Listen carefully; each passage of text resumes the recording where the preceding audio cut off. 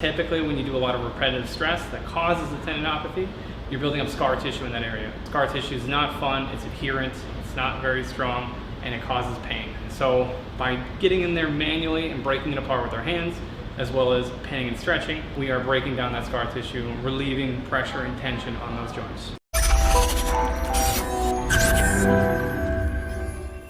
How's it going, everyone? I'm Dr. Veer here at Advanced Health Chiropractic down in the south of Chicago. And today we're going to be talking about tendinopathy. And specifically, how is tendinopathy different than tendinitis? Well, the end word of the tendinitis means inflammation. So tendinopathy is pain without inflammation in the tendon of a joint. Typically, where we're going to find most types of tendinopathies are going to be joints that involve the extremities, because we do a lot of repetitive stresses with these extremities, such as golfing. Well, when we do our golf swing, we're constantly pulling on the inside of our forearm right here. And so typically what we'll find is a medial epicondyle tendinopathy, or we're getting pain on the inside of our forearm. Same thing with the opposite sport of tennis. When we do a backhand, we're doing a lot of extension through the forearm, and we're going to get tendinopathy on the outside of our forearm. So how do we treat that here at Advanced Health Chiropractic? Well, multiple ways, but one of the main ways is getting in there, doing trigger point therapy and pin and stretch. So trigger point therapy is essentially finding where in the tendon you find the pain, pressing down and holding there.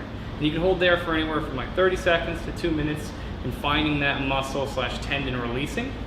But also, we can do some pin and stretch. And pin and stretch is shortening up the tendon, pinning it down, getting a good traction, and extending.